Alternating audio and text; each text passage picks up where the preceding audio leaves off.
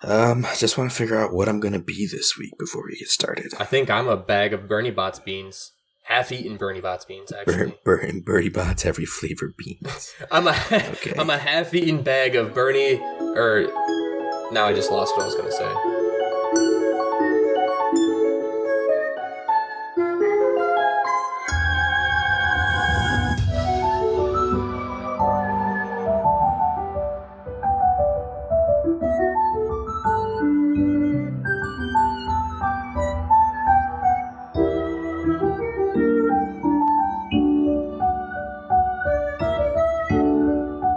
Welcome to the A4NB4Y podcast, where we go chapter by chapter through the game. Covering Skyward Sword, this week we're going to be side questing.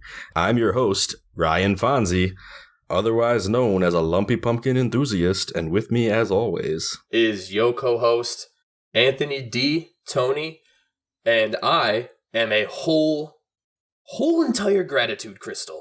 The whole thing. one whole gratitude crystal. As you might notice, it's just me and Anthony today. Yeah. Unfortunately, Cameron had some a personal situation come up, and he's not able to join us tonight. We thought we could just bang out these side quests ourselves on our own little side quest here. Honestly, don't know how it's gonna affect our dynamic, but I'm feeling good. I think we got this. There's a lot to cover. We got it. We just bang it out. Do I sound confident yet? Yeah, I think we sound pretty confident. All right, great. So we can hop right into it. I know that I have favorites here that I'm really excited to talk about. Honestly, the thing is, like, there's only one place to start when you're talking about Skyward Sword side quests. There's really just one place to start. So our listeners might remember, back when we were not even to Eldon yet. I think we just put the tablet in to go to Eldon when Rinna originally stopped us. Pops right up, and it's almost like a mandatory, like, hey, I'm here with an exclamation point over my head. Talk to me. Notice me. It's like, you're training to be a knight, right? Okay, so this is your job. Like, this is your duty. You got to help out right now. And you actually don't have to help out right now, but you got to agree to help out right now. So basically, Rinna has her daughter is missing. So, like, really, honestly, not helping out is, what kind of person are you? Get on that. But her daughter's actually had been missing before that conversation, but this was the first time she reaches out to you, and it's the first time that you're able to go out and do it. Now, we're referencing a few episodes back, and we chose not to talk about it then so that we could talk about it now. Because this really is like the overhead of all other side quests in the game. There's a few small things you can do for people that don't play into this, but usually the rewards aren't that great and they're not that in depth. So if you're talking about like proper side quests of Skyward Sword, this is where you start, by saving Rinna's daughter, Kukiel. Which at first I thought was very, very reminiscent of the guy in Majora's Mask. I know this is way off topic, but the purple-haired guy who wears the Keaton's mask, I, for some reason, thought his name was Kukiel. I don't know why. I thought that. Like, I just... Not at all. No. It's like cafe, I think. Or cafe. I don't know. Yeah. Yeah, for some reason, I thought his name was Kukiel, and I was like, oh... So they're kind of doing like a little callback, and then I looked him up, and I'm like, oh, I was way off. Yeah, no callbacks here, man. Nah. You got to call again. Call a second time. So yeah, just for the point of making the point, I guess Rinna is married to Jackamar, our favorite Skyloft maintenance man, who seems usually a little less concerned about his daughter than Rinna is. Mm-hmm. I don't know if he just has the attitude of like, well, she's a kid, and like she'd probably come back eventually or what, but just let her go out and play. Yeah, but she's usually missing like day and night at this point. Beginning of the game, she was like walking in the streets a little bit, and she might have even mentioned that she like has a place she likes to sneak off to, but you just couldn't do anything about it yet. But now you can begin an investigation. And honestly, like, I don't even know that too many people know about this. Like, you talk to Rinna or Jackamar, they'll mention it, but I think the only other person who really gives you anything useful is Oriole. Yeah. Oriole named after the Baltimore Oriole, I believe. Sounds about right. Oriole's a species of bird, but in our neck of the woods, like the only Orioles we really ever hear about are the Baltimore ones. I don't know if that's legit what I just said, but I mean, hey. Who knows? There's Oriole species in Florida. That's all I know. Nice. But yeah, so they're missing their daughter Kukiel, who's named after like the cuckoo, right? Like, which is pretty much a bird exclusive to the Zelda series, from what I understand. Mm-hmm. Just another name for a chicken. She kind of wears her hair up in the air, and it is kind of reminiscent of that effect. Yeah. But Oriole, for some reason, like, do you remember why Oriole knows? Like, I think she tells you to talk to Roosta about it, right? Honestly, I don't know how she knows. I just know, like, I remember when you talked to her, she's like, "Oh, did you hear a child who's been playing in the graveyard went missing?" And I'm like, "Oh, okay, awesome." And then she goes and tells you, I think she points you to go to the Lumpy Pumpkin, right? Yeah, I think so. I mean, either way, we end up like having to go there. I mean, I think we've talked about this a little bit before, but at the Lumpy Pumpkin, you can run into Roosta, I believe is how you pronounce his name, because it's a play on rooster. This is the episode where we go through all the bird names of Skyloft. And this man looks like he's seen some stuff, right? He's been disturbed. I mean, before, if you talk to him, he would be like, "You believe me, right? About the monster that I saw on Skyloft," and like. You can show him some support and be like, "Yeah, I believe you," and he'd be like, "Oh, you're a good kid," and like he'll just be like, it's like so grateful that you believed him, because everyone else is like looking at him like he's crazy. Yeah. Or you can deny it and just kind of add to his pain, but I mean that's your choice. No one believes me. But at this point, you're looking for a monster. Like I guess the suspicion is that Kukiel has been taken by some kind of monster type thing, and the only person who's spreading the idea, like the only person who seems to have seen something fitting that description is this dude who spends his days over at the Lumpy Pumpkin just trying to get away from it all. So we go to him, and I think he shares like the entire scene that he saw. Like he saw this monster go into the graveyard, hit the grave closest to a tree, right? Yes, yeah, he pulled on it, then he hit it, then he like did something with the tree, and then a door opened up to go underground, I guess. And this is pretty much like your biggest like line of hinting of what you need to do to find this monster who's kidnapped this girl. So we do it. We head back to Skyloft. Now, I sort of did this little backwards. I've played the game before, and I remember what you had to do for this quest, so I didn't talk to anybody. Once I got the quest from Rinna, I just went to the graveyard at night and did my thing, and it worked. I didn't talk to anybody. Like, I just skipped the entire investigation phase, and Link's just, like, puts his shades on, like, "I know where it's at," and, like, pushes the gravestone and, like, goes right in. Yeah, I skipped the entire talking phase with both of those people, and just I got it wrong the first time. I mean, I didn't pay close enough attention to the instructions, because I pulled on the grave and then I tried to like roll into the tree and the door didn't open, and I was like, well, what's wrong with this? So then I went back and it was like, no, you got to hit the grave, and I was like, wait, what? So at least I believe that was my mistake. Yeah, you smack it with so I just sword. had to I basically had to make the whole flight out to the Lumpy Pumpkin. I had to sleep so that it was daytime again, and like do the whole trip over again just to get down there. Oh, man. But eventually we do, and this is like the intro to side quests, right? Like we go down and there's like this little path underneath Skyloft. Pretty cool path. Pretty spooky out there. You can actually see it while you're flying around in the overworld. But you can't like land on it from the overworld. Like you have to go in through this passage. And it is pretty spooky. Like there's like, I feel like there's like wooden planks that, are kind of cracking and don't look super well maintained, and it leads down to this. Yeah, and there's like spider webs all out on the outside of the door. Yeah, I remember getting like serious like Forbidden Fortress vibes from the door. Oh yeah. And I think right before you go in, you hear a big scream that sounds like it probably came from Kukio. Yeah. So Link like rushes in, right?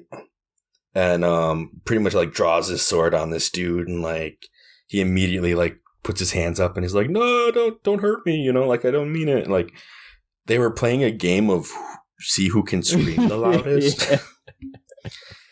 Which makes sense. I mean, I guess if you're a little kid, that might sound like a fun game. And he's got the personality of a child, I feel, as well. Yeah, he's got the name of like the bourgeoisie though. Like I don't know why, like Betro. Like yeah. It like ends in like the French, like, you know, what is it? Like EAUX? Some Betro. You know, just ends in nothing. But I mean, hey, that's spelling for you. I don't know. And Betro is a demon. Yeah. Straight up. Huge red horns, big yellow wings, like classical glowing eyes. Yeah, his face kind of reminds me of like a spider, even though it's not really what's going on. It's just you can't really see his pupils, right? Because it's he's got an interesting taste in like home decor as well. Like if you look around his room, he just has like double sights on every wall. I know there was a lot of candles in there. I feel that's all I really remember. Yeah, there was definitely some candles too. I think they were all mostly at like the head of the room. Like he had some kind of dark altar going on. Real, a lot of strange imagery, but Betro does not want to be a demon. Nope. Like that's part of his arc. Like he tries to be peaceful. Like he hides away in this little hut underneath the skyloft, and he doesn't bother anybody, or at least he doesn't think he bothers anybody. But you know, he for the most part just tries to stay away and like make sure that nobody gets hurt or whatever. Like he's a gentle demon, I guess. I don't know. Basically an angel, you know. In a sense. Just doesn't look like one. You know, he for sure understands that if anybody sees his appearance, they're going to, like, freak. Yeah. You know, it's not going to go well. So he stays hidden away as best he can. But at the same time, he's like, you know, like, there is a way. And he asks for your help with this. He's like, you know, after he explains, like, I'm not going to hurt Kukio. Like, I would never. Like, that's not what this is about. We were just playing a game. And he's introduced himself, by the way, I'm so-and-so, like, here's where I live. This is what I do. He's like, but I don't want to be a demon. And the only way I can think of to like break the curse, I think it was, right? I don't even know if it was a curse. I mean, it might have been a curse. I thought it was. I don't know. But... Yeah, he's like the only way for me to you know become human is to get. He's like, I think if we get enough of what's called a gratitude crystal, we can make this happen. Like I might be able to cast off my demonic visage and be something that can, like, you know, go live with the rest of Skyloft peacefully. So I think you even get an example of it. But I definitely got Skulltula quest vibes from when I did this because of like casting off the monster side, becoming a human again. I felt like I was, you know, just playing Ocarina of Time with the Skulltula house. Yeah. I think that was one of the things that I remember because that was the thing. I mean, it's like, you know, Skulltula House, they were cursed because of their greed. Like this dude, I really feel like he just started out as a demon and just didn't want to be one. Maybe. You know, but yeah, it definitely has that vibe. Like he explained like a whole story, and I just can't remember like what he really talked about. I gotcha. Yeah. So yeah, I mean, so our mission now is to help people around Skyloft. In order to get these gratitude crystals for the hopes of saving the demon known as Betro. I'm not going to lie, by the end of this episode, we're not going to see that happen. No. We can do most of the side quests at this point. We cannot quite do all of them. And that's just because of where we are in the story. But we figured, hey, we'll do this as a two-parter. Definitely touch on it later on. We'll take care of as much as we can here and now. And then later on in the season, we'll cover the rest when the time is right. So think of this as like an intermission episode, basically. Another intermission following our previous intermission. I mean, it wasn't an intermission last time. It was story involved there. Like, about how many peacocks do you think that this mission? No, what was it called? Wasn't there another app that said that? Oh my goodness. It wasn't Peacock, I don't think. It was. I know what you're talking about, but I don't remember. It was some other little streaming thing. They had their own name and it flopped mad hard. Quibbies. How many Quibbies is that? Yeah, so I mean we're in it. We decide we're gonna go out and try to find some of the. I mean, if you talk to Kukio right now, it's nighttime, so she can't actually go home, because there's monsters out there. There's remlets running the streets right now, and the remlet gang. The remlet gang. So she can't actually get home yet. You have to wait till daytime, and then you can go talk to her parents, and they'll be super grateful, and they'll give you gratitude crystals for saving their daughter, which makes sense. I don't know. There's some weird metaphor going on in this game where like in my life, I find that gratitude, like not to sound too like cheesy, but I mean, gratitude can be a really great motivator. Like if you're grateful for something, like you're bound to do something in return. In this case, like Link is out to get gratitude. Like it's a weird way to look at it because like you're collecting gratitude. It's so it's like it's a little crystallized strange, happiness almost. I don't know. Crystallized. Yeah, it just seems like there's some weird like push system versus pull system going on, but it is what it is. Like I don't know, the fact that someone could be so grateful that their gratitude literally becomes a physical object. It's and I'm so grateful right now in my life with everything going on. That's why I'm a whole gratitude crystal. I have manifested my own crystal. Yeah, not quite 5. No, just one. Just one. You can actually. This is a side tangent. You can go on Etsy. You could buy an actual like glass blown gratitude crystal on Etsy. I looked it up. It looks nice. I think I'm gonna pass on that one. It looks cool. I'm not gonna lie, but it's also like $50. Yep. So Right. Yeah, and I'd probably break it. So there's that. It comes with a little stand. We have gratitude dust and gratitude shards all over my house. Like, no, the gratitude, it broke. Yeah, so we've officially kicked off our side questing, which kind of brings us to another point, because this, aside from like this part of the game, which we could have done further on, like I guess not further on, we could have done this like way before this point in the game that we're talking about now. But there's actually another set of quests that tie into this that we can also start way earlier on in the game without even having done this one yet. And I think, Anthony, you were going to take on that particular I was area. So it's one of my favorite islands. I love this island. It for some reason I got like Wind Waker vibes from this specific island. I don't know why. Just the atmosphere of the place, the outside, the inside, it gave me like Tavern Wind Waker vibes for some reason. I don't know. Maybe that's weird, but yeah. So we've been to Pumpkin Island before to talk to Roosta, who told us about, the crazy monsters he saw. And this place actually has a quest line that we can start. And I'm sure when you were there, what? I was gonna say, in case you're wondering as a listener, like if you haven't gone here yet, it's the island that has a giant pumpkin on it that has been like carved out into its own soup bar. That's the best way I can explain it. It's probably actually, it's a building made to look like a pumpkin, but they did a really good job. What's great is you can even land on the top of the pumpkin too, like the roof, and it's so much fun. Yo, have you ever? Speaking of which, sorry to go on this tangent, but have you ever dropped down on the roof from way high above it? Not like way high above. Do it. Do this thing. Okay. Like go there and drop down from way high above. I wish I could tell you. Oh my goodness. I gotta look this up real quick because it needs to be said. So give me just 1 second. Okay. I'll edit this out later. All right. I'm so confused. Because it's not even a side quest. It's so good. They're called ringers. Ringers. And they're basically like a sugar glider with 3 big tails off the back of them that are like different colors. And I mean, they're appropriately named because if you go way above the lumpy pumpkin and you jump off and you like basically just, glide your way down as Link without a loft wing, a whole group of ringers will start diving with you. Interesting. Yeah, and it's the cutest thing ever because they actually they kind of make a circle around you, a big group of them are just around you, and you as Link can direct yourself into them, And as you like bump into them, like you end up collecting them into a big ring.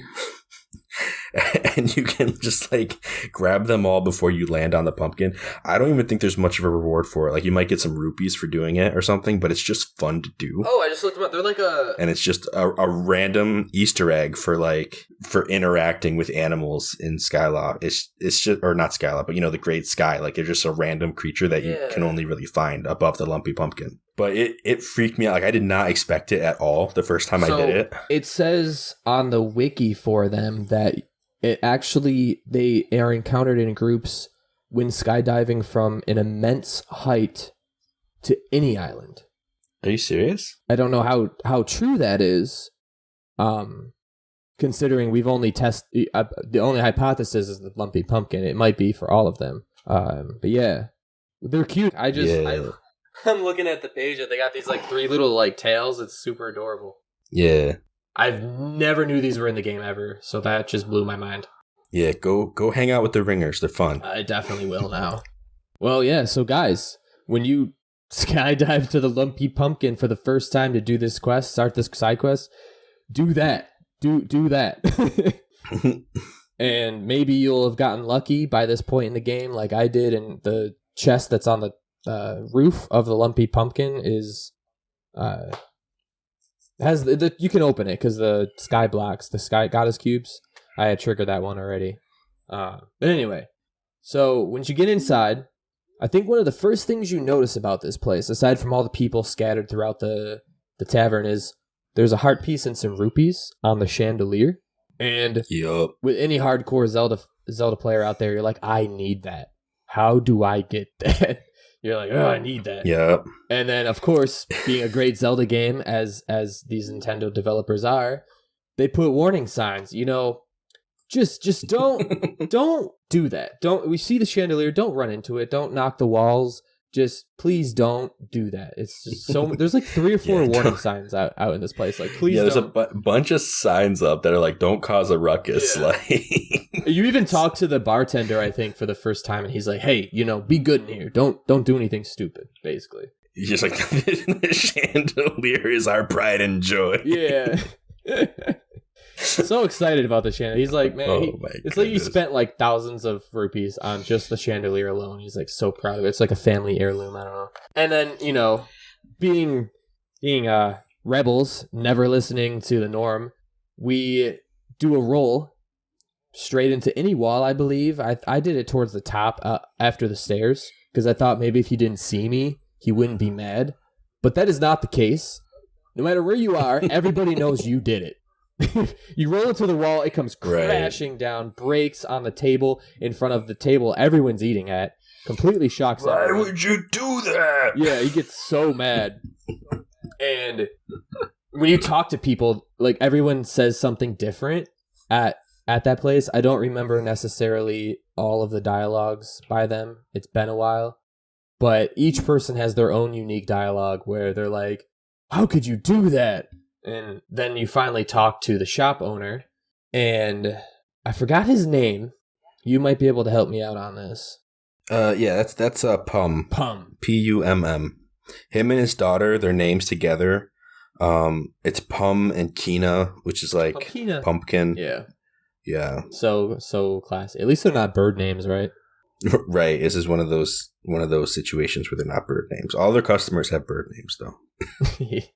Yeah, and I saw a fact though. By the way, you might have heard this. The people in the tavern at the Lumpky Pumpkin. I just say Lumpky Pumpkin. Okay, the Lumpky Pumpkin. At the Latvia Pumpkin. Latvia Pumpkin. Yeah. Anyway, they are the members. They're modeled after the members of the Resistance in Twilight Princess. And if you look at close-up side-by-sides of the Resistance members and the Lumpky I just did it again. The pumpkin place, okay, guys? The pumpkin place.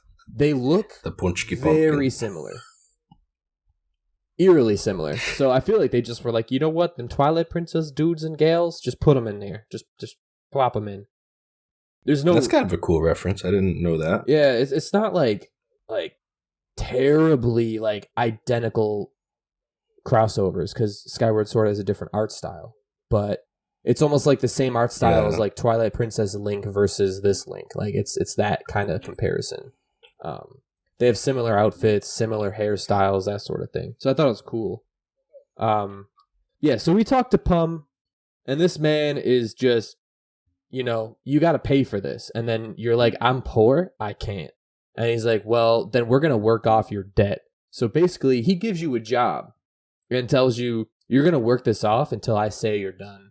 Until I feel like you've earned how much this chandelier has meant to me. And this starts the quest line. Yeah, it's wild because this side quest is pretty unique in Zelda games, because it starts you off with the reward, and then the entire like motivation for this one is like defined by your debt. Like you are in debt to these people because you straight up stole their heart piece and broke their shank. Yeah, like that is how this one. Normally, it's Link loving or trying to help people. Yeah, no, you can say that. Yeah, he's like normally he does something like he basically goes and talks to somebody. They explain a problem that they have. He catches on to that, helps them, and then he gets a reward for helping. It's a whole different like direction of things that always kind of puts Link in that like, oh, I'm doing this just because I felt like being nice, or I thought I might get a reward or whatever. And in this case, you almost start out as like a criminal. Yeah. It's like, all right, well, you gotta pay. Yeah, some night you are. I say almost as if you didn't vandalize this poor dude's chandelier. Like you definitely are a criminal, but there's a way to be forgiven, and it's in repaying your debt. Yeah. So it's almost akin to you don't pay at a restaurant, right? So they draft you as a fry cook until you've earned the work to, that sort of thing. Yeah. And if you start this mission like earlier on in the game, they'll give you one thing to do and then be like, oh, I don't know, I got to think of something else for you to do. And then they just let you go about your way, and you're just kind of like, I'm available now. Like, I'm here. Really want to take care of this. I want to pay off your debt, Yeah, so... yeah. I want to talk about this man's mustache, though. Do you remember this man's mustache? It is fine. Pum's mustache? Yeah. Yeah. He almost looks like a Bob's Burger character with the way he looks. It's crazy. Yeah, so the first job... Yeah, it's big. Yeah, it is. It's huge. Now, the first quest we get from Mr. Pum here is to deliver some pumpkin soup. And it's hot, so, he tells you gotta deliver it to Knight Commander Aegis, so we all know where that is. So, we gotta deliver to him, but it's hot. So if you don't get it there, you're gonna lose. You're gonna have to come back, get another pumpkin soup, and Commander Aegis, time is money, right? So he's gonna get very mad if you don't deliver this to the sparring hall. And make sure you got like an empty bottle available and all that other stuff. And so you get on your loft wing, and this is your first job, which I really liked. It kind of reminded me of the what was the quest in Ocarina of Time with I think it was the Blue Fire quest, or no, not the Blue Fire quest. The water one. Big Goron Sword quest? Yeah, with the water, the hot water, or I don't think there was hot water in Ocarina of Time. Maybe I'm thinking of Majora's Mask then. You are thinking of Majora's Mask. There's definitely hot water there. Okay. See, I'm all about the Majora's Mask tonight. I don't know why. It's the second Majora's Mask reference. So, yeah, there were a lot of expiring items in the Big Goron quest, but if I remember right, none of them were actually just water. It was like the teardrops, though. Yeah, you get like timers. It's sort of like that then. You get like 5 minutes, I think, to deliver this, which is more than enough time. Yeah, way more than enough. You don't even have to use the boost rocks to make it. Like you just casually fly over. As long as you know where Aegis is, you got this. Yeah. And so you deliver it, and Aegis is happy. He's like, "Oh, my favorite soup." I don't really... It's my favorite soup. Yeah. Can I tell you about my favorite soup? He's like, ain't no other soup matter. Yeah, he's like, man, I cannot start my day without this soup. It's almost like his coffee. Like, morning coffee? Nah, I need pumpkin soup. Need that creatine pumpkin. Pumpkin's good for the soul. Actually, I'm not gonna lie. Like, gets the Aegis going. When I delivered it, this was a great marketing tactic on Nintendo's part. Like, they're really great at this. I wanted pumpkin soup after I delivered that pumpkin soup.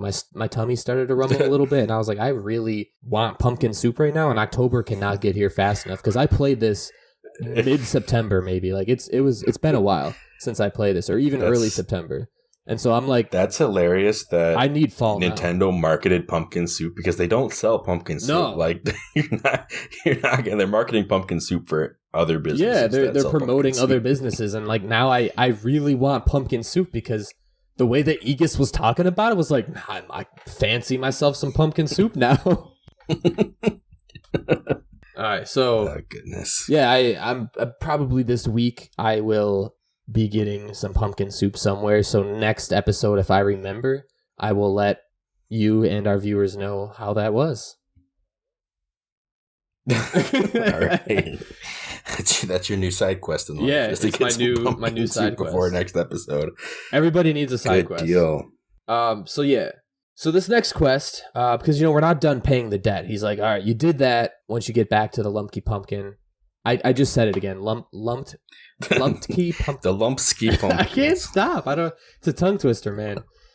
All right, so you get back there. I'm just gonna say it to the Pumpkin Tavern because I can't keep doing this. And he basically says, I need you to do another quest only if you have reached and beaten the Earth Temple. For some reason, he won't have anything ready for you if you've not beaten the Earth Temple. I don't know why. He just won't. He'd be like, I don't know. I don't have anything to do. And then you beat the Earth Temple. He's like, hey, I got some pumpkins out back. I need you to help with them. And it's like, oh, okay.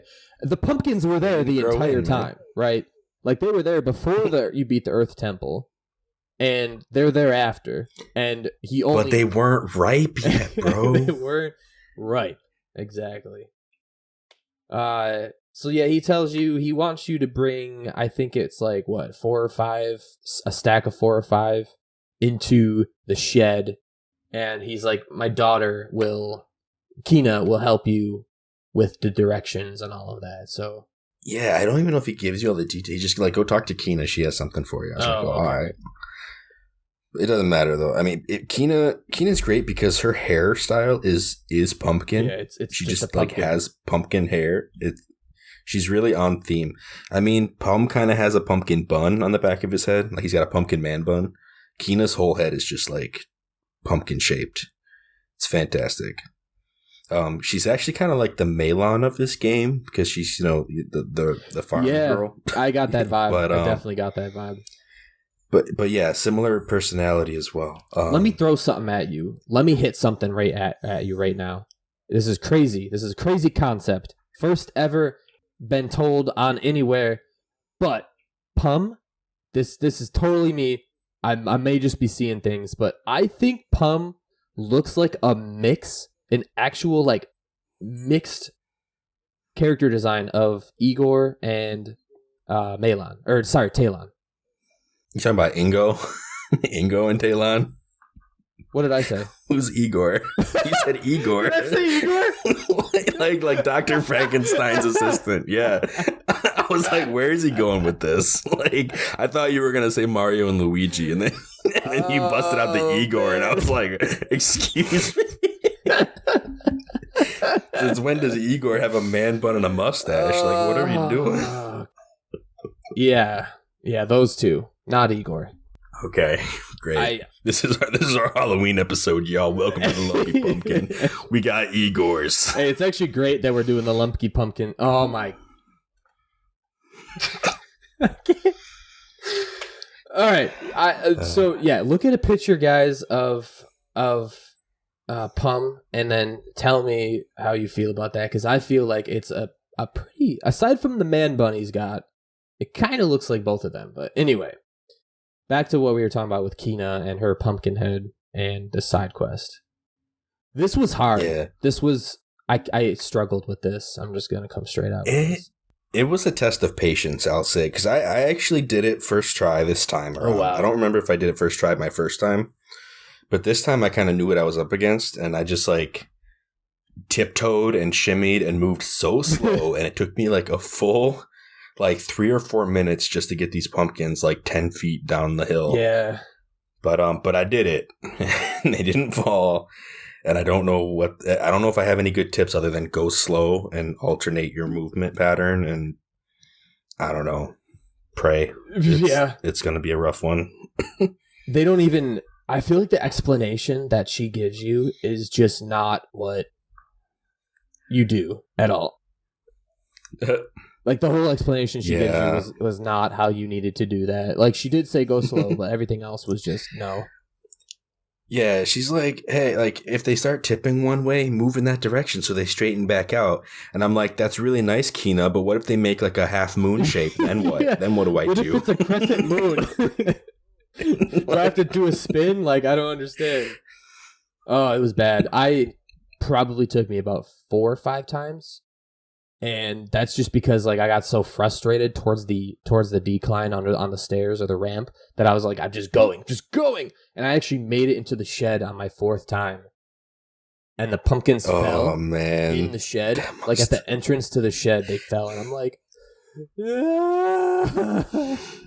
But I did it at the end. I probably took me like 2-3 minutes to do it because I went so slow. Yeah, I got you. I think that's all we can actually do here, though, isn't it, for now? Well, yeah, they won't have anything ready for you for a good while. A real good while. So for where we're at in our story, like that's where we're going to end up leaving it for now. But Akina does give you some gratitude crystals.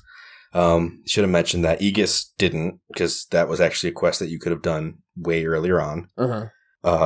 So once you give that true patrol his gratitude crystals, every so often, sort of like the Skulltula quest in Ocarina of Time, he rewards us with gifts.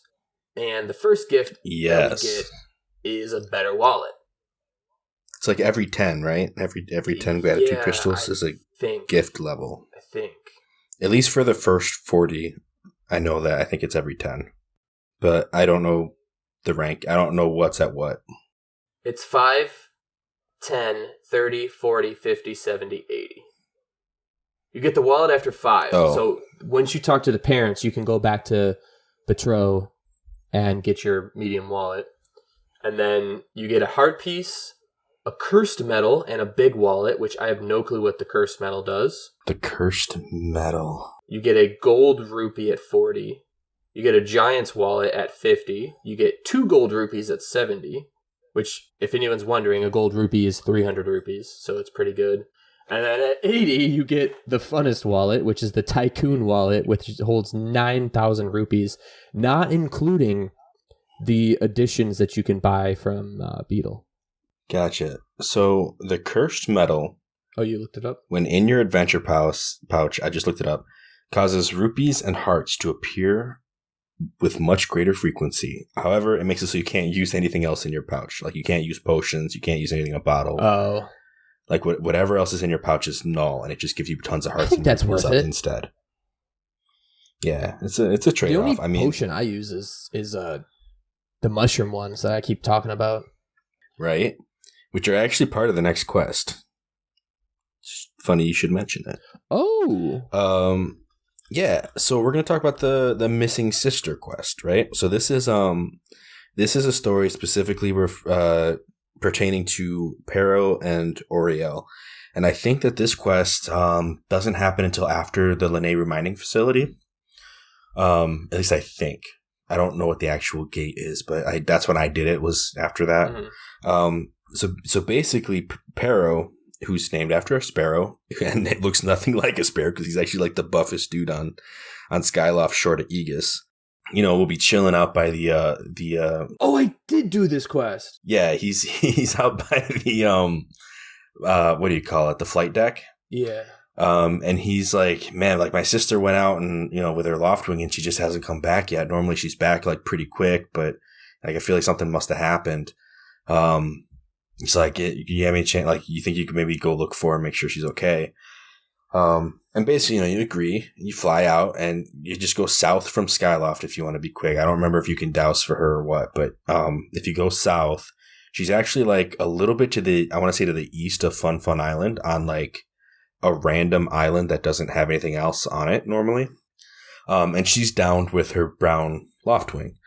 I don't think this loftwing is named. It might be, though.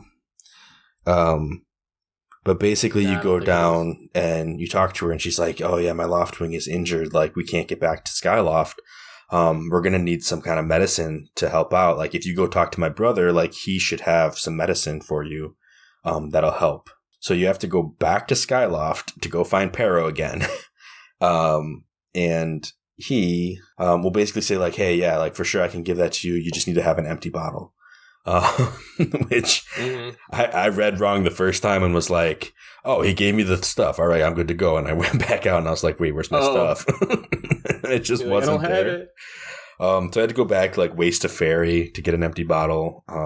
He gives you he actually ends up giving you mushroom spores, which is kind of funny because it's like the only thing that you use.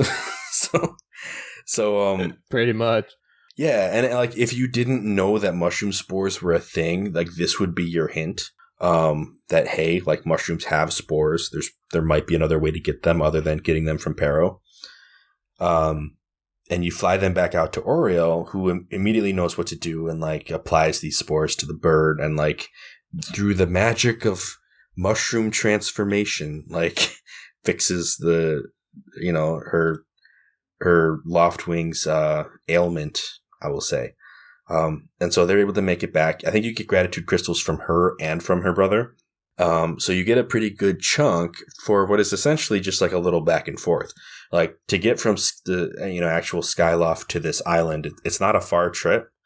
And you end up helping out like, some pretty cool NPCs in the process. Like I've always thought that Pero and Oriel were pretty cool. Like, I don't know.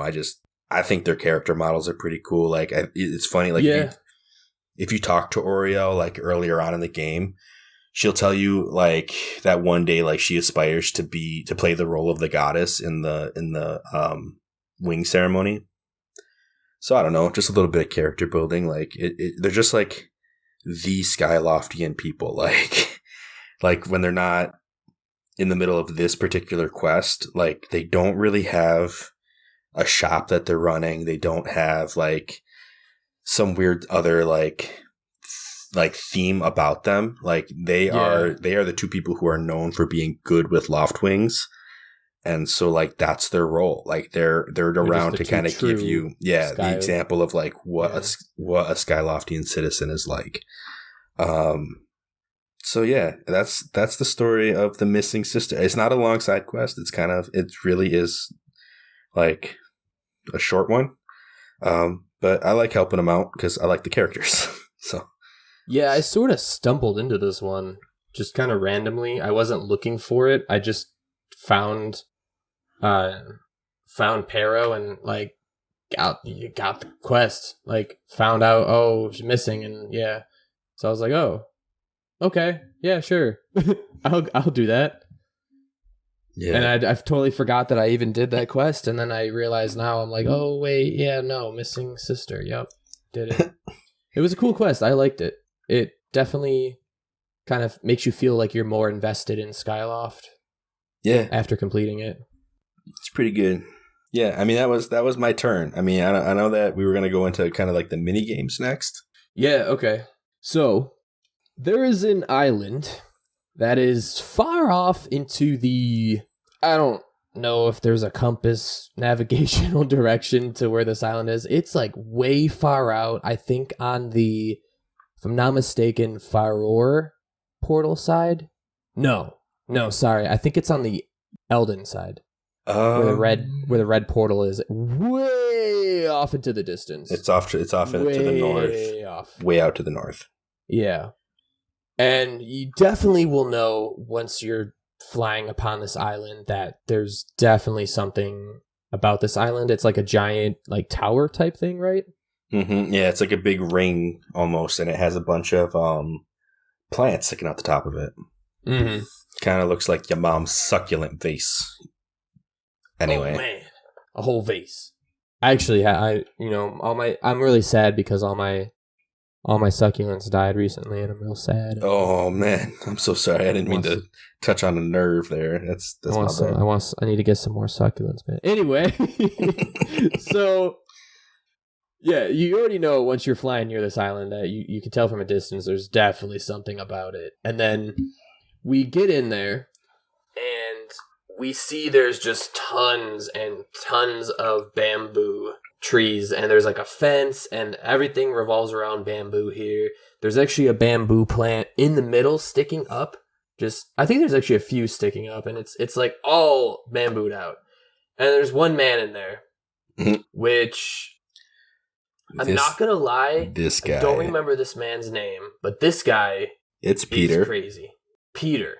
It's Peter, and it's spelled Peater. And the going theory with this particular guy is that PEA is supposed to be a play on Peacock. Because, you know, he's he's kind of showy. He likes to flaunt. Yeah. He's got he's got a look. Let's just say that. He's got a look. He almost looks like a knight, but if he gave up. Because he's got a beer belly hanging out, and even if if you target lock on him with Fee, like Fee will say that he's a proud swordsman. I believe his name is Peter. Wasn't his father's name like Pietrice or Pietro or something like that? He has a daughter who runs the item check-in. Whose daughter was Pietrice. Yeah, Pietrice. Yeah, Pietro. Also named after Peacock, but also named after her father. More importantly, because he loves himself so much that he had to name her the same. I don't know. This dude's he does this weird himself. Dialogue. He does this weird dialogue with Link where he's like, "I'm very protective over my daughter, and stay away from her, Link. You're bad." That sort of thing. Like he's like, doesn't. You're bad. No, I think he just. He didn't say that. But. Yeah, he is. He's overprotective of his daughter for sure. Because she's definitely a grown woman who can make her own choices. Yeah, for sure. Like super, super weird the way he is. I mean. I was gonna say he also declares himself as Mr. Skyloft. Like, whoa there, buddy. Like, hold on. Have you ever talked to this dude in his home at night? No, I haven't actually. Yeah, when we started playing this game, like up in like the prologue, I went and just did like a night tour of Skyloft, and that's when I first met this dude. And oh my goodness, like he just tells you about how like he used to be a big deal, and like, you know, everybody loved him, and, you know, he was super popular on Skyloft, but, you know, now he spends most of his time out cutting the bamboo and what have you. Like, oh, so he's down bad. Yeah, so he is someone who I guess has peaked at some point in his life, and he likes to like live in those days, you know. Yeah, he's riding that peak. But he understands that's not who he is anymore, but he'll still, like, that's the first thing he'll share with you about himself is that he was the man at some point. You know, like, you know, he's the best swordsman in Skylot, whatever, like, just super full of himself still. Somehow better than Aegis, you know. I don't know how. That man's hyped up on pumpkin soup, but apparently Peter is better than him, you know. So he runs this bamboo cutting training center for... he basically wants to train the youth, I guess is what he said. And it's like his business. And basically you come in there and he's like, you'll be rewarded if you can cut this tree a certain amount of times. And the longer your sword, the more cuts that you'll get. The more even playing field it will be. Now, while that is very true, and I don't want to spoil anything at all with that, I will say this quest is like a quest you have to come back to later on in the game. However, I did it all right now. I got lucky. I don't know if it's because of Goddess Tornado, but I've gotten all the way up to past 30. All the way up to past 30. Okay. Yeah. It actually stops. It actually stops, I think, at I'm not mistaken, I think the 28 is the number for like the later rewards.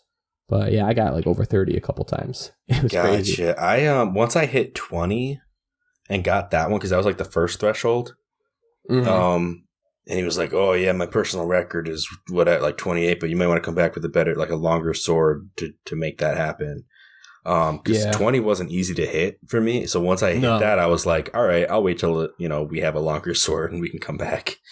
So it is possible. Yeah. It's just you can save yourself a lot of trouble by waiting. I've played this game probably 20 times because it was just so much fun. And I was like, I need monster horns. And so that the monster horn is the level 20 to 27 reward. I think you get something else. I think it's an evil crystal. And then 15 to 19 is 30 rupees, which is not a lot. And then 0 to 14 is nothing, which the first time I did this, I got 11. I will say I got 11. Did not do well. But then I unleashed the power of the goddess tornado. Yeah, I imagine if you can get the bamboo to oscillate, you can do wonderful things. Yeah, it's like if you accidentally hit it twice from the same direction because you're just swinging so wildly, is when you mess up and then your run is over. Yep. It all comes down to how steady can you keep the bamboo. And when I was doing goddess tornado, I was cutting them diagonally, but I was cutting them so fast that each diagonal, every time I cut it diagonally, when I came back around the other time, it made it even. And so it came to a point and it wouldn't tip. And I did it so fast that it just kept falling onto a point because I had diagonally cut it to a point. So if you see what I'm saying, it's it kept hitting onto the bamboo that was on the ground, in the ground. And it just kept falling straight and never tipped. I got really lucky. It's all about not tipping it. If it starts to tip, you have to kind of adjust yourself, almost like the pumpkin challenge, to keep it from getting to that direction. But when it's so fast paced, it's hard to just have your mind do that. Yeah. So that's why with a bigger sword, you can just slice horizontally the whole time and just keep it level. It's way easier. But yeah, I got over 30. I got the goddess plume. I got a couple of them. I got one of the golden skulls from it, which is the level 30 or level 28 slices reward. But this is a fun minigame. So this dude doesn't give you any gratitude crystals then, huh? No, I don't think he does. I think he's one of the few quests that just... He's straight up a minigame. I wish there was a part of this quest where you can make him feel like he's back on top of the world again, Yeah. He tells you this story. Oh, he's just so sad. He's like, oh, I'm down bad, and I'm overweight, and I can't fit in my costume, my night outfit, and I'm super sad. And I wish there was a quest to help him get back to that, Yeah. Would have been cool. I don't know. I mean, there is a way you can get gratitude crystals from this dude, but not through the sword game. But it's a side quest for later. Yeah. Yeah, I don't know. Oh, I must not have done it. Yeah, you probably, at this point in the game, you wouldn't have yet. I mean, I know you're a little bit ahead, but it's, it is what it is. I mean, you don't exactly change his life for the better. It has to do with his daughter, but.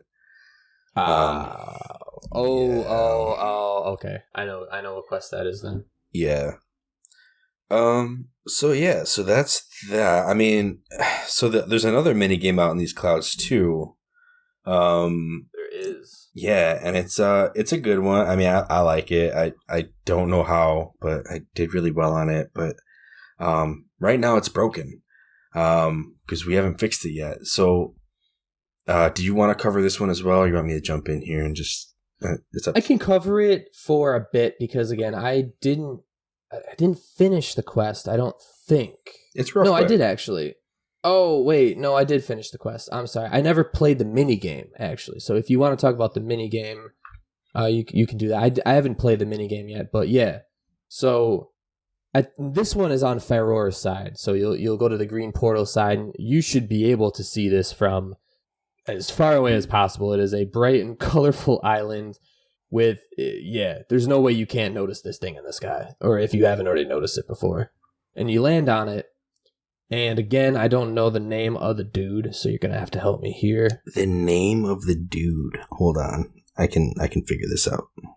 All right. So while you're doing that, we get to this island, and the man's like, "Look, my fun island is broken, and I need the wheel to fix it. And he basically is like, there's a missing piece on this island, and I need it to operate this island again and to have my minigame run. And, well, if you guys played through the game and we remember last episode, we had found a robot that actually goes down to the surface to track down basically missing pieces from Skyloft that had fallen through the clouds. And that's where the quest starts. You need to find this missing piece. And I knew where this was so soon because I had already gone to the place, and I was like, oh, that's one of these. Yeah. I need this later. You can recognize it when you get there the first time. It's down in the neighborhood. It even looks like Fun Island, like the piece. It does. Yeah, because he's pretty much got the same wheel on his back as the one that he stands there with, or like that's where it goes. If you went to this dude earlier on in the game, he was happy and he's like, "Oh, I'm still getting things ready, but definitely come back later." And he had the wheel. So then after you go down to Lenevru, you can actually see this wheel on the ground, and it's like, well, what's this doing down here? Like, this definitely belongs to that crazy man up on the island. So when you go back to him to try to like play his game now that it's open, like in theory, he's like super sad, and he's like, I was gonna open, but I lost my wheel. So now it's not very fun at all. No. So poor guy. So yeah, I mean, I like I said, like if you've seen it, it's just like the pinwheel. If you saw it when you were down there once, like you can just kind of jump down to the nearest statue and get to it real quick.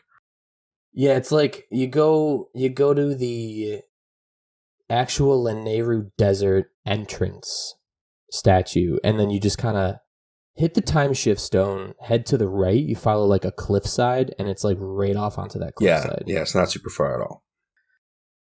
You get 5 gratitude crystals too for having Scrapper bring it back up to the island. Yep, and that's fixing Fun Island. Now the game of Fun Island is fantastic. This is our this is Dodo, the clown who runs Fun Island. So Dodo, yeah, okay. His name is Dodo. DODOH, Dodo. Not super hard to parse what he's named after.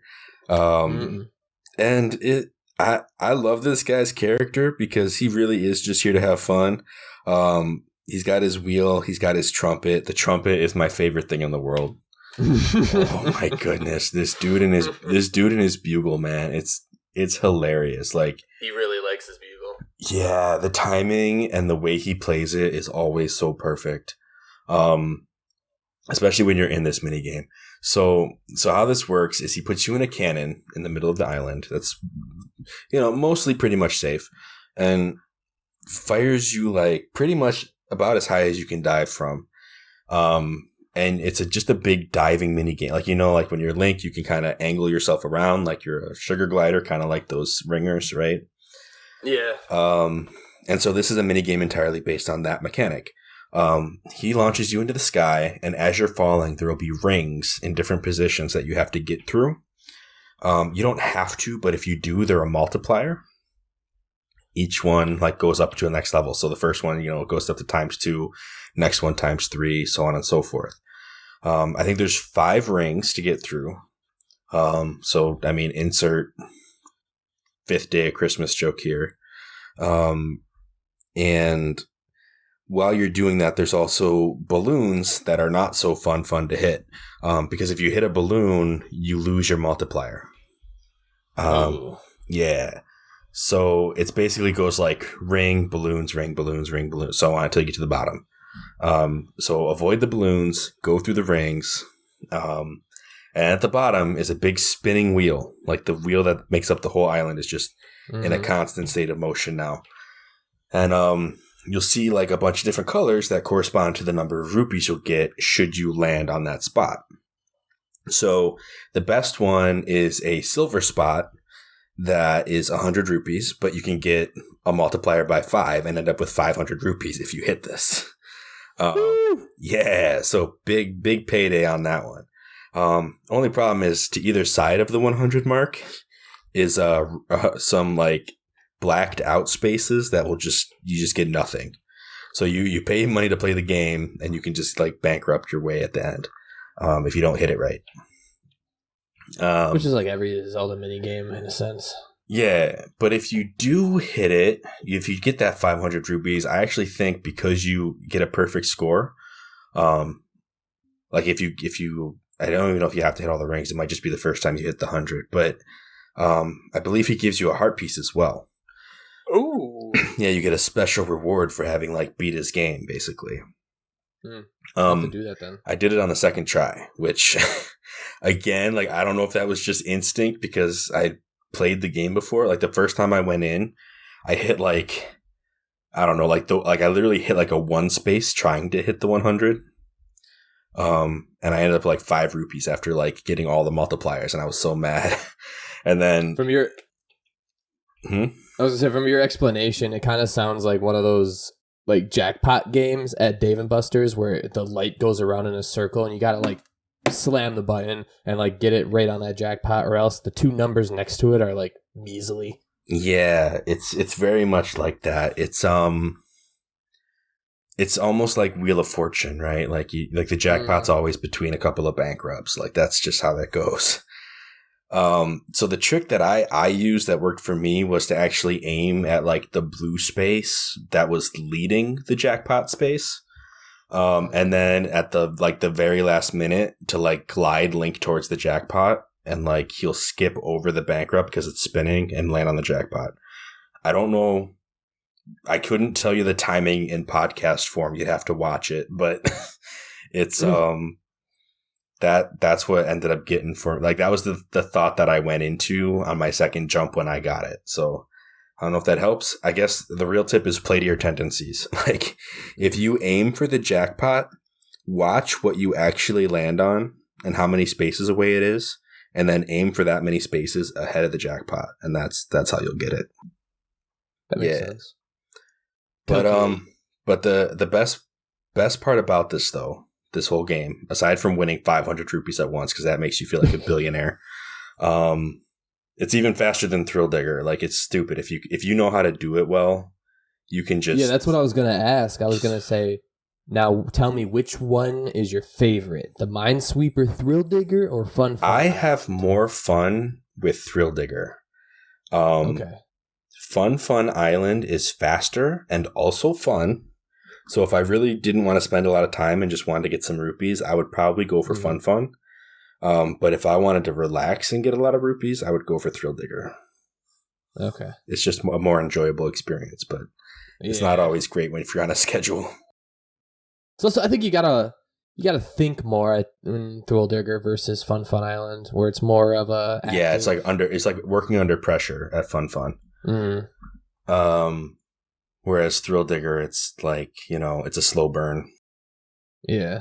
So the best part about this though, this whole game, aside from winning all those rupees, those sweet rupees, is no matter what you land on, my dude has a trumpet blow for you. Like if you get 5 rupees, he'll give you a little like you won, yay. If you get bankrupt, I'm pretty sure it's like he like gives you like a little whatever. And if you win, but then when you win, it's like fanfare. It's like like he's like just insane. Can you imagine if he was like just straight up like hilarious. Yeah, that would be great. And then when he launches you, he plays the trumpet too. Like you'll see this countdown, and it goes like 3, 2, 1, and then like he does like this little like glissando up, right? And then the cannon goes off right at the end of it, and it's just timed perfect. Oh man, this dude and his trumpet, he knows how to make the game fun. I need to play this game now.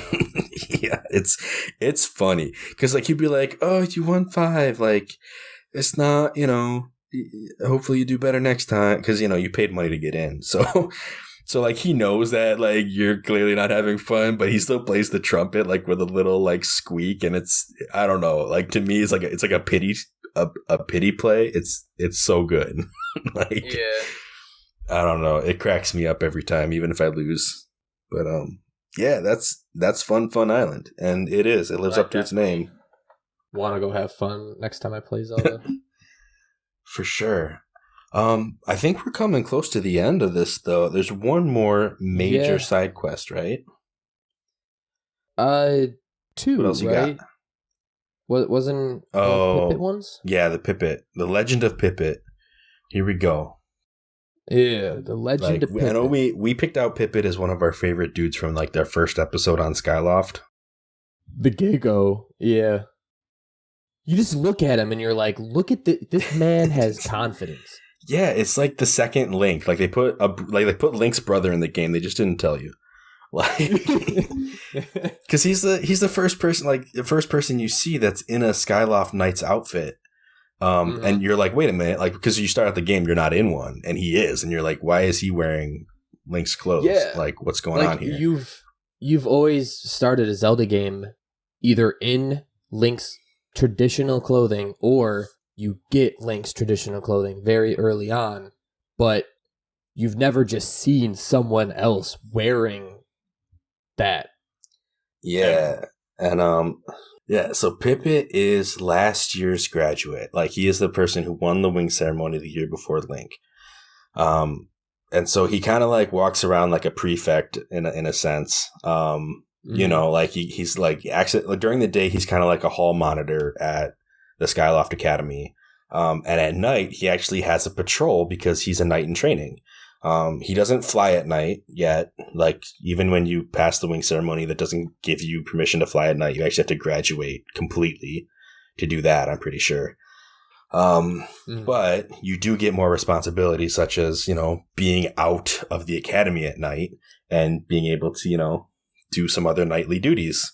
So Pipit has his patrol at night. If you go talk to him at night, I'm just kind of doing like a little Pipit showcase here because this is kind of his whole scenario, and there's a lot to him. He's one of the most fleshed out characters on Skyloft, and I really feel like he deserves a little bit of attention here because it's great. His whole storyline's great. So if you go talk to him on his patrol, he'll tell you like, hold on, I actually have these lines up. So he'll tell you like, he basically says like at night monsters get really active around Skyloft, and he says the duty of the night to protect the public. And at this point, like Link has the option of saying like how admirable, or basically calling out the word duty and saying, is it a duty or is it a job? Right. Mm-hmm. If you say it's admirable, he'd be like, that's nonsense. Like it's the minimum of what people expect from us. Like we're knights in training. This is what knights do. And he goes into this line that I wanted to quote here. It says, that's the Pipit way. All I need are the smiles of the people I protect as payment. And then he goes in like, this is what it means to be a knight. I'm sure you'll understand how that feels one day too. That right there, just like this Pipit character, you know, from what we've seen of Pipit and what we've seen of Groose, which I believe are the two main Skyloftians that we interact with the most, aside from like Zelda and her father. It is such polar opposites. Like Groose wants to be all those things in the Knight Academy for himself and selfish reasons, and then Pipit is like, I'm not a knight because I feel like it makes me feel better. I'm a knight because I want to protect everyone that I love here. That's that's the thing. Like he's very about the duty. Like he's very like, and not like, you know, it comes from an actual sincere place of like, I care about the people on Skyloft. Like it's why I wanted to be a knight in the first place. You know, like I'm here to protect the people. Kind of on a similar note, if you do go the, you know, is it a duty or is it a job kind of thing? He takes offense, man. He's like, man, like Link, for shame. Like, why did you even want to be a knight anyway? I'm like, shoot, this dude's going calling in. You out. He's like, for the money? Like, how could you be swayed by the temptation of material gain? Like, do you have no honor? I'm like, dude, cut me. Ooh. Like, why are you cutting me so hard right now, Pipit? Good deed. And then he goes into his Pipit way again. He says, that's the Pipit way. More than money, I love seeing people happy and safe. That's what being a knight is all about. So, like, yo, the Pipit way, man. This dude. I may be one whole gratitude crystal, but this man is like 30. 30 gratitude crystal. So he's got this very altruistic, like, I just want to help. Like, I want to keep people safe. I love seeing people happy. Like, that's why I chose to be a knight. Like, he is like this ideal student of the academy. And I mean, clearly, like, in terms of like what you guys are doing, like, you know, you as Link are actually like on this crazy mission to the surface and doing all kinds of things that Pippet will probably never have to see, you know, like he's kind of protected from it. It almost makes you quite like, okay, if this is his attitude about life, like he deserves to be a Knight of Skylove, but like, it's almost like, shoot, like he probably, you know, would have been a runner up for being the hero, you know, like. Yeah, you know, honestly, I just thought that. Yeah. In fact, I think, and you know, this is just a random theory about like what the developers were thinking and whatever, but like, I think that Pippet is supposed to give you an idea of where Link was headed. Like, he's supposed to give you an idea, like, okay, if Link never got wrapped up in being the hero, right? Like, if that just wasn't his thing, like, this is what he was after. Like, he was trying, like, he was the next Pippet, right? Like, he was, yeah, I agree like, they're kind of speaking to his character in that way. In fact, I think that we're going to see even more parallels in a minute here, at least in my head canon. So I'll explain when we get there. But, so this is like this is what we know about Pippet. Like, you know, he's been super supportive of Link the whole way. Like, he helped us out with the Groose situation. He was rooting for us at the wing ceremony. There's a conversation you can have with him at night where he talks about like how much it means to him to be a knight, and how seriously he takes him, you know, his knight training, you know. But there's some stuff going on at the academy right now, and I did frame this as a Pippet centric thing. But the truth is that the introduction to this mission that has to do with Pippet actually starts with Colin. Because Colin has a crush. Not on Pippet. He has a crush on Karain. And Karain is the redheaded, also upperclassman. She wears knights in training. She wears a knights in training uniform as well. It's the female version, so it has like a French beret instead of a French trapper's hat or whatever. I don't know. It is what it is. So, or the Phrygian cap, you know, the one that Link wears. She has a beret instead, and that's like the major distinction. Everything else is pretty much the same. I remember the first time when I got Skyward Sword, seeing that, I was like, huh. Like, there's genders to the Link outfit. That's interesting. Wouldn't have thought of that. Maybe you get to choose your hat. I don't know. And it almost looks like the female version is actually like the more manly version, and it looks like the little elf hat should be the females, but you know, it's so iconic to see Link in that. Then yeah, she's like Green Beret out here, right? With the yeah, Solid Snake. But one thing I'll say about Karain is that if she's an upperclassman, that means she must have won the wing ceremony before Pippet. Which means that there could have been a year where the wing ceremony looked like Pippet versus Karain, and she actually won out. But one thing you'll know about Karain is that she has a crush too, and that's on Pippet. So if you go into her room, like, she's got knitted stuff everywhere. So my thoughts, the game never outright says this, but my headcanon is that Karain played the part of the goddess when Pippet graduated.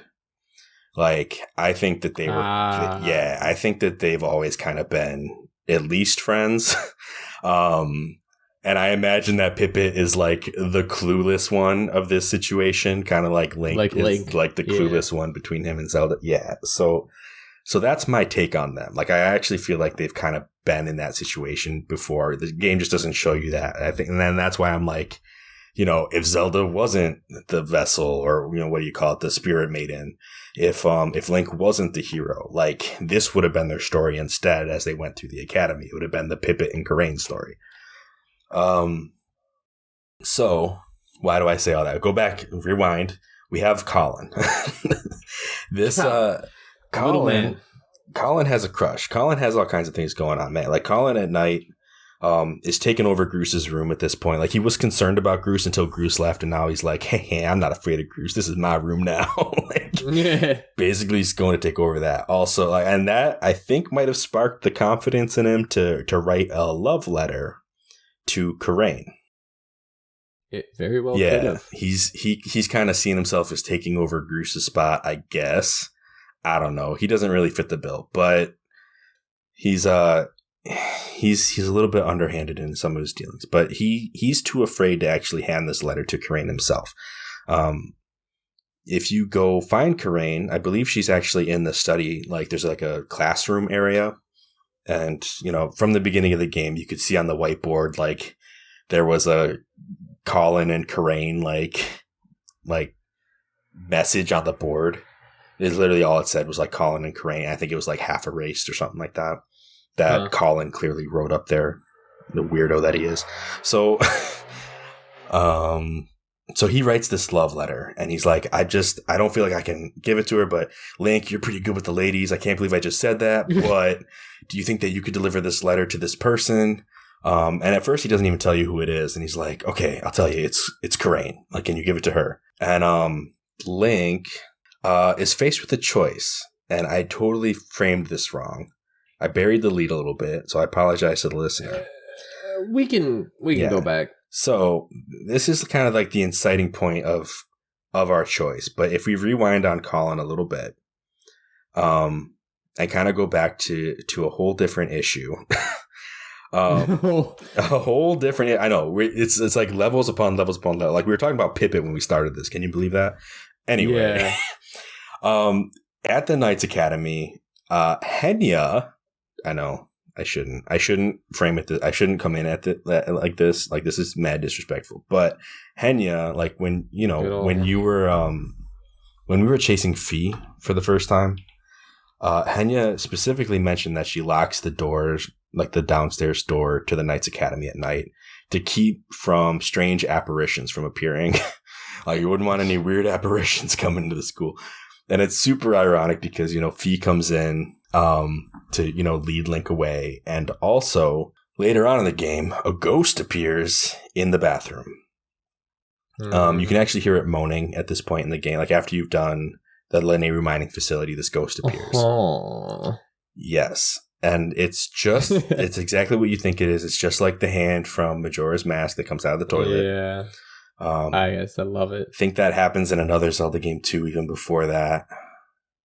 But I don't think I've played that one. So yeah, hand ghost in the toilet. Need some toilet paper.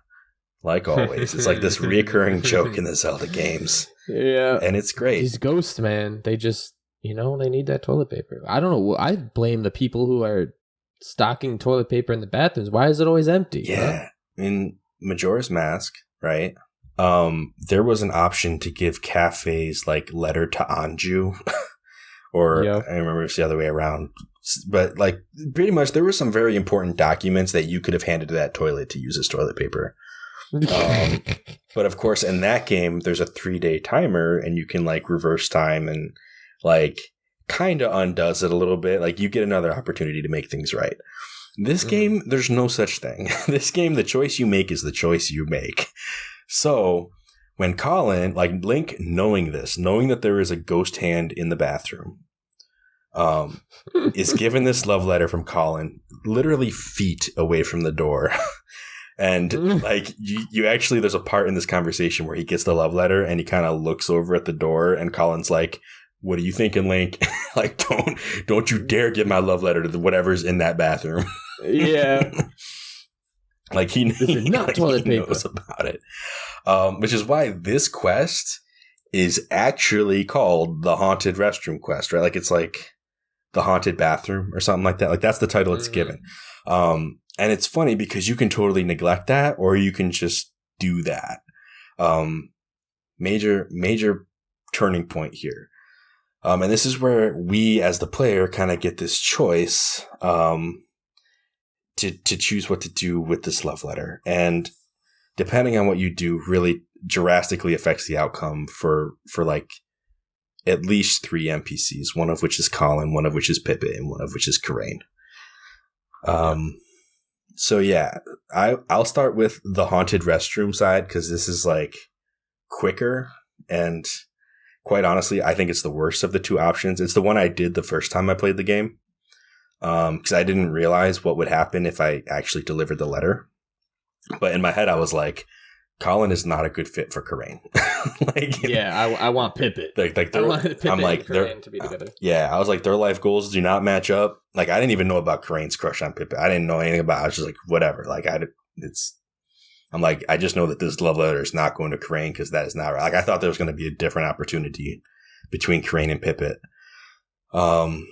So I gave the letter straight to the ghost that night.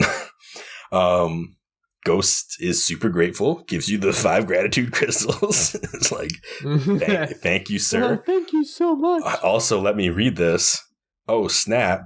This kid loves me. So, yeah, you can go back and talk to Colin about it. And he's like, what did you do with my love letter? He's like, you didn't. Like, why? Like, and from that point on at night, if you go back and see Colin asleep, there is now a ghost hand very uncomfortably stroking his cheek as he sleeps. It is so bad. Oh my good. What? Yeah. No, you can just pretty much haunt Colin for the rest of his life. I did not know that. I want to do that because I don't like him, but also I want to hear what the other option is. Yeah. Like the other caveat about doing that is that nothing will happen elsewhere. Like the whole Colin and Pippet thing will never get resolved. So you can do that, or you can deliver his love letter as he asked. In fact, when you go to talk to Karain, she's actually mumbling to herself about how, like, she really likes Pippet, but she doesn't know how she's going to get his attention. And you kind of, like, overhear that a little bit as you start the conversation. She's like, oh, hey, Link, how long have you been standing there? Like, what do you need? And you can choose to give her the letter, or you can say no or whatever. Like, you can basically back out of this. And they give you a few opportunities to, like, change your decision in case, you still feel like it's a bad idea. So yeah, like you could basically say like, hey, like here's this letter, and she's like, oh, what is this? It's like, oh, it's a letter like from Colin. Like, isn't Colin that underclassman? Like, she doesn't even really know who Colin is. Like, but she reads it and she's like, oh, like this is really sweet, but I don't really know if he's my type. Like, it's not really like clearly she's got a thing for Pippet. Like, she's really not interested in Colin, but she's like, yeah. I think she even says, like, I wonder what Pippet would think of this if he found out. And, like, she kind of, like, is thinking about playing that, like, jealousy card to try to see if she can get Pippet's attention. Which, for Link, honestly, nothing else happens unless you kind of help her out with that. So, you can go back to Pippet, and you can tell him about this letter. You can say, hey, Pippet, just so you know... Colin gave a love letter to Karain, even though like you delivered it for him. I don't know if Link explains all that, but Pippet's basically like, what? Like, what do you think she's gonna do about it? And you can either say like, well, I think she's gonna date him, or you can say, I think it's sold, man. I think it's gonna happen, or you can say, I don't know. And if you say I don't know, he's like, oh, well, I mean that's still kind of concerning. Like you don't know. I wonder, Let me get the dialogue up for this one again. Just 1 second, because I have it. Pippet just gets sad, man. He's jealous. Yeah. So basically, regardless of what you tell him, if you think he's going to date him, he's like, what? This is a big problem, isn't it? And like, he's not really super sure of himself. If you say you don't know, he says like, oh, so you don't know. Well, that's going to bother me until I find out. And then he's like, oh, I mean, it's not like there's anything going on between me and Karain, we're just friends. So it's not my business who she goes out with. I don't have much to say about it. Spoiler, he does have much to say about it. But then he's like, but I do have a duty to make sure everyone is living up to the high ideals of our night school, right? I mean, ideal love is unfettered and passionate. Anything less than that can't really be called love at all. You know what I mean? So I should just step in and make sure that she's found a true love that aspires to the highest ideals of our fine educational institution, right? And what about me? I have the right to experience an unfettered and passionate love too, don't I? You understand, don't you, Link? I'm not wrong about this, am I? And then like... you can say, I don't know, or you like her, like with a question mark, like you like her. Like, and And, with one answer, he's like, what? Don't be ridiculous. Like, and you see, like, and then the other one's like, I don't even understand how you could make such an accusation. And he's like, if you say, I don't know, he's like, I see, of course, you got more important things to worry about like this right now anyway. So yeah, I mean, like, the dude, it's funny that he says, like, I don't have much to say about it, and then just goes on this rant. Yeah. Like, my dude, like. The dude is positioning hard. And I like, part of me, like, when I was standing there as Link, like, in this game, like sitting outside the screen, right? Like, this is me just playing this game. I'm sitting here like, Pippet, you just need to let go. Like, you just like, whatever this is that you're doing, like, how about you just be honest with yourself? Like, this is a bit much. Like, he buries it under all of these like technicalities. He's like, it's like, oh, we got to protect the high ideals of our night school. I'm like, forget the night school, man. How do you feel? Yeah. But forget about that for a second. But Karain, how about that? Yeah, I don't know. Like, to me, it's just funny, like, how much he has like this sense of duty, and I can't really get in the way of this because it's unless it's the right thing to do. So he like conjures up like this whole like, why would it be right for me to step into this? I'm like, because she likes you, dude. Like, that's why it would be right. Like, how about you talk to her? How about you talk to her? You fly her on over, have a romantic date at the Lumpky Pumpkin. I just said Lumpky. I'm never going to be able to say that word. The Lumpky Pumpkin. I don't even use the S. It's a T, I think. I'm like, I'm flying over to the Lumpky Pumpkin. I know, but in there too. But every time you say it, I just say something different, so it's all good. The Lumpky Pumpkin. I can't say the real word. I don't know why. He needs to take her on a date there, though. Yeah. That's what he needs to do. The man needs to stop lying. Basically. So after you tell him this, like, he doesn't just rush over there right away. You go back to Karain, and Colin has like now entered the room and is talking to Karain, and he basically, like she basically said, "Oh, are you the one who wrote the letter?" He's like, "Yeah."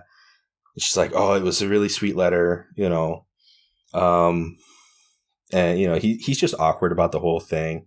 And Colin asks her about her answer, and she's like debating in her head. She's like, "Oh, my answer." And suddenly Pippet comes busting through the door, and he's like, "Karain, please go out with me instead." And I'm like, my dude just stomped on Colin's face, like, so hard. Oh my goodness. I mean, listen, the options were never going to be good for Colin. Either we could haunt him for the rest of his life by making a bathroom ghost think that he's in love with her, or we could get his heart broken once. Yeah. He'll probably recover. He'll probably grow. He'll probably find someone who is a good match for him. It's what he gets for being a jerk, being on Bruce's little, man. It's some karma, It is funny because like Karain like kind of does like she doesn't want to like hurt Colin's feelings, but at the same time she's like, I want to go out with Pippet. And Colin's like, "See, I told you she'd choose me." And then he's like, "Wait a minute, what?" He gets has that moment of like realizing that he just, what actually just happened. And poor guy. So then it's true love for sure. Pippet and Karain together forever. They'll thank you. They'll give you gratitude crystals, the same amount you'd get from the ghost hand. So don't worry, you're not going to miss out on gratitude crystals, regardless of what you do. But they basically say like, Pippet says like, "Oh, when you told me about that letter, I realized I was in love with Karain."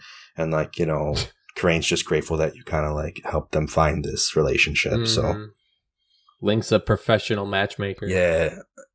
Yeah. Poor Colin, dude. I mean, listen, the dude. Yeah, I'm not going to lie. He was trying to like, I mean, the dude was trying to like already undercut his friend who's like actually got some stuff going on now.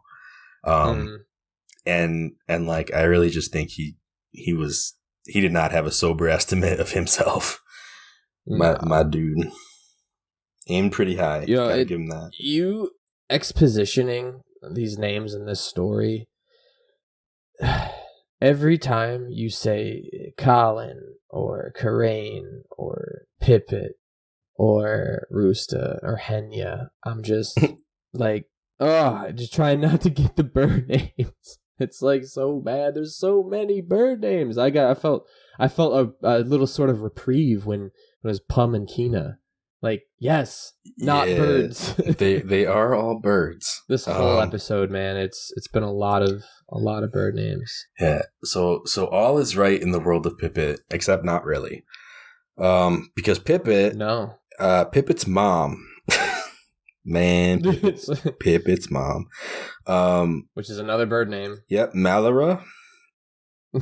We shouldn't have to say it too much. I'd rather just say Pippet's mom. I don't know. Just that's Pippet's mom. She doesn't say her name a whole lot. No other characters say her name a whole lot. She lives by herself. We don't know what happened to Pippet's dad. I don't know if he's a knight already or what. There's nothing in this encyclopedia to infer that, so probably not. A lot of got lost in the war against the Thunderhead. I don't know. I'm just expositing. Lots of Skyloft kids are missing parents, man. I don't know. It's sad. They are, yeah. So Malara lives alone, and she has a problem that we like to call laziness. Her house, when you walk into her house, it looks like the Eldon mining facility. Like, straight up, she has so much dust that it's just piled up on everything. Like, there are mounds of dust. And she'll straight up tell you, like, oh, yeah, Pippet thinks I should take care of this myself, but I just can't bring myself to do it. Normally, I just open the windows and doors and wait for a gust to blow it all away, which is your hint. Goodness. You know, she asks you if you can clean it, and you're like, oh, well, I mean, it takes wind. I mean, I got wind now. This is another one of those things that you can't do until after you've gone to the mining facility. So, again, like, this is why we chose to do this side quest mission now, like the side quest episode now, is because, so many things just open up. We have everything that we need, at least for now, until later in the game with the other 2 side quests. Or there's a few more. Yeah. So you can clean Pippet's mom's house. You take the gust bellows out and you blow away all the dust all over everything. If you miss any spots, like, she will not reward you, even if it seems trivial or minor. Like, I actually went back to her and she was like, yeah, so let me know when you're done. I'm like, your whole house is spotless. What are you talking about? Like, I missed like one window somewhere and I was like, oh, okay. Mm-hmm. Her house actually looks really nice when it's clean. It does. But she'll never clean it because, that's what if you leave and come back, all the dust comes right back. So, it's a little odd. You leave for like 5 minutes and there's dust came back. It's like, what? Yeah. What are you doing here?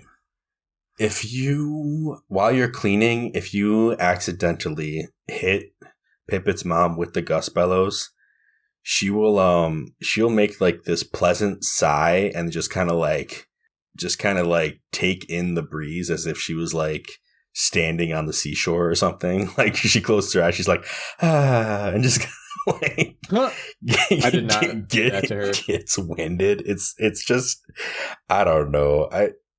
It's, maybe I didn't notice. It's a little uncomfortable, but yeah. An ocean breeze. Yeah. So you can leave, come back, and do this as many times as you want, but every time you clean the house, you get 20 rupees for doing it. And the first time you clean the house, I think you get 5 gratitude crystals as well. But again, like, Pippet thinks that she should be doing this on her own. So if you leave and you come back another time, like, I think if you like come back at night or something like that, I don't remember what the actual trigger for it is. But if you come back at the right time, you'll see Pippet in an argument with his mom. She'd be like, why are you spending our money on like a cleaner when you should be doing this yourself? Like, I gave you that money for bread. If you keep spending it on cleaning the house, like, I'm not going to have enough money to stay in the Knights Academy. So, like, there's some serious, like, financial irresponsibility going on when this happens. And he even, like, Pippet sees that you're there and he gets a little upset with you for being there. He's like, you really weren't supposed to hear that. Like, it's just, sometimes I'm so ashamed of my mom. Like, she just won't clean the house and she doesn't work. I'm assuming if like he's giving her money, apparently he doesn't work. Or she doesn't work. No, she's just in her dirty house all day, not doing anything to help. And it's kind of sad. I mean, maybe she is depressed. I mean, Considering she's in a dirty house all day, doesn't want to clean, she might feel depression. Maybe something happened to Pipit's dad, and whereas, she took it that way, Pipit took it as, no, I'm going to protect my mom. I'm going to protect the people here. My dad was my inspiration, that sort of thing, Yeah, maybe. I mean, we don't learn anything about it. That's possible. Yeah. So, that's mostly the story. I mean, if you talk to Pipit's mom again, like, she'll say like, oh yeah, like Pipit doesn't want me spending money on a house cleaner, but you're not exactly a house cleaner, are you, Link? And I'm like, that is an irresponsible and inappropriate response. Like I do not clean her house. After the first time, I do not do it again. Yeah. Because 20 rupees is not worth the time it takes. And also, like, I don't want to be the one to put that evil up in there. But Pipit will, like, when you're, talk to him later, like, he'll pretty much kind of go back into that whole, like, I think he says, like, who would get wrapped up in our business like that? Like, that's so rude. So, like, basically, like, he's super upset about this whole thing. So I don't know. It's a weird one. Like, you really don't want to get involved, but at the same time, like, you were just trying to help out. It's a little bit of a dilemma. Like, this game, I appreciate that it doesn't just throw at you, like, good deeds that go rewarded and that's it. Like there are some serious things you got to consider in this game. Like, not. Yeah, it gets a little bit more in depth than Ocarina of Time did in that sense. Yeah, like the actual social consequences of what you're doing. Like, not everything that you do for the right reasons is the right thing, and not everything, like, not every good thing is actually good. I don't know. Like, there's a lot of, like, inspection that goes on here. It's sort of like the trope where you give a man a fish, he'll be fed for a day.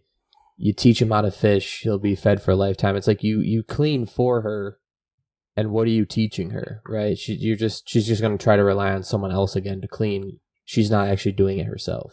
Yeah, in a sense. So, and then he gets mad at Link because he's like, I don't want you to clean for my mom. She needs to learn how to do it on her own. Even though he doesn't know we have a gust bellows and it takes us all of like a minute. I mean, if you actually were to clean that house, whoo-wee. Yeah. That would be an adventure. And I mean, you smash all of her plates and stuff too when you do it. So, I mean, it's really not, it's not good. I mean, I don't know. Yeah. It's that, and then it's like we were talking about with the Lumpy Pumpkin, like coming in from a place of like debt rather than just I'm just going to do you a favor to lead off because I'm looking for a reward or whatever. Like I don't know, the way it handles the side quests and the social aspect of it is just a lot more sophisticated, I guess. Yeah. But it's cool. I mean, at the same time, to me, like, I get a little bit bothered with some of the stuff because, like, it's not like the big Goron sword quest, like, you don't feel like you're really gaining much from the people that you're helping. Like, in video game terms, like, it doesn't feel, at no point in this game does it really feel like the relationships you're building are what is making you stronger. And I feel like that is like such a huge element in Ocarina that is kind of missing from this game. Like, a lot of this game seems very lonely, very like Link is going through these trials that he has to face himself and nobody can really like, help him or be there. Like you finish a temple, you don't get the power of your friends to like help you or anything. Like, it's just, oh, yep, I guess you're closer to being the hero now. It's like, I thought I already was chosen. Like, what are you talking about? Yeah, it's very, it's sort of like you have two separate facets to this game. You have the Hyrule solo, going through the dungeons, building those things we talked about, like getting the courage to be the hero, feeling like the hero, and then you get the power to be the hero after a while, and then you do more trials, you get a harp, and then that's that, right? And then there's the whole Skyward Sword facet to the game where it's like you get to live a little bit in the day in the life of a knight. They kind of threw all that in there. It's like you're not doing these for reward. You're not doing these for anything, really.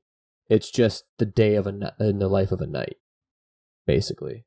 even though you do get gratitude crystals, that doesn't matter. It's just a day in the life of a knight, whereas his actual journey on the surface is way more impactful. That's, I think, why it makes these quests up on Skyloft just feel like there's no gain. Yeah, I mean, I guess the direction this is approached from, the way this is framed is, you're trying to help Betrow.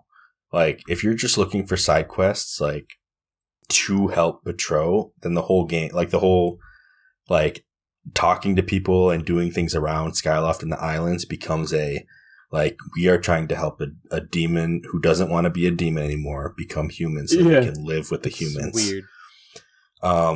Which is kind of, in a way, you're kind of like, okay, like, to think about that in poetic terms, I guess, like, you are literally casting the demons out of Skyloft, like, right? Like, you are helping people get over the baggage that they're carrying or something, right? Like, that's one way to think about it. Or, like, the evil that is there, like, you are, like, with the deeds that you're performing, like, you are actually, like, literally exercising very like Majora's Mask related type emotion in the quests. Yeah, and then I don't know. If you don't really care too much about the Betrow thing, then it's like, okay, like, you're looking for people to help, and what you get is gratitude crystals.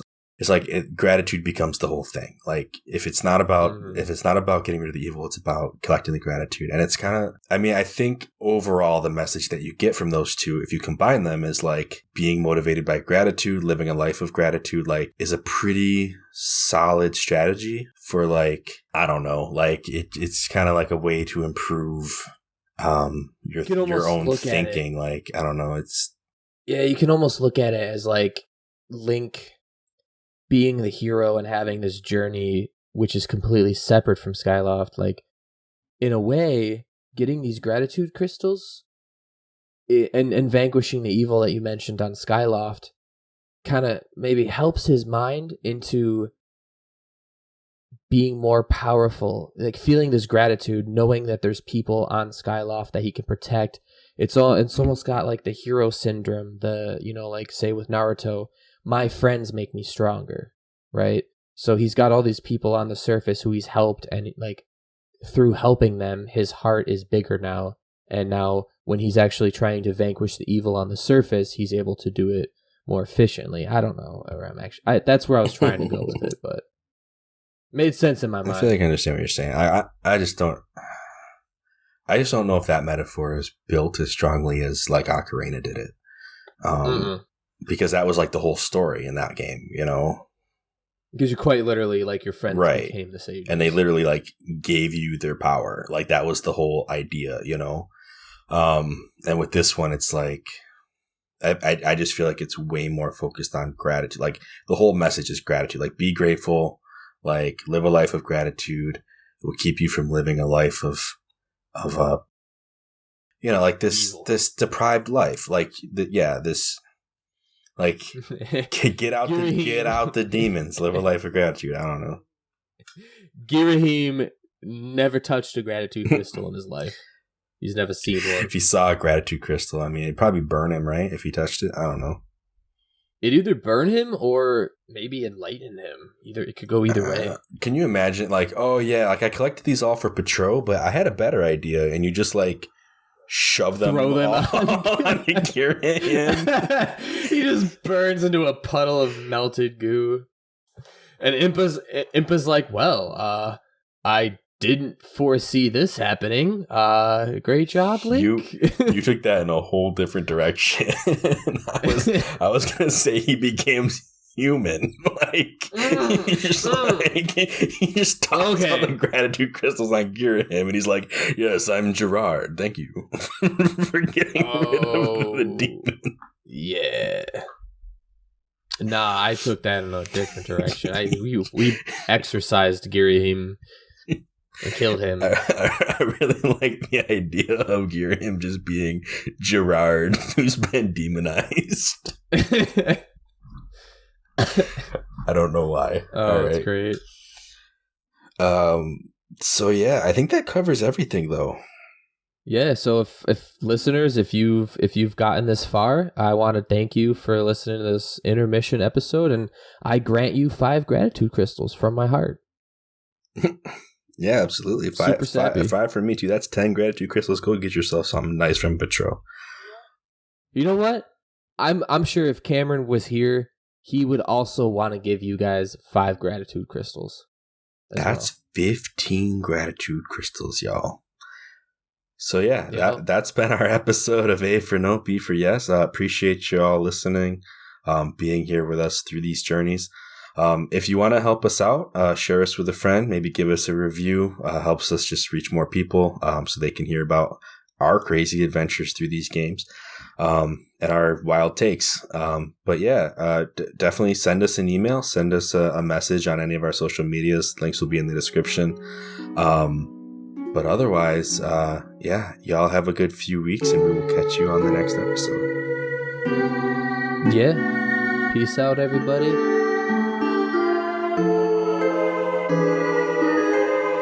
Did you get all of that?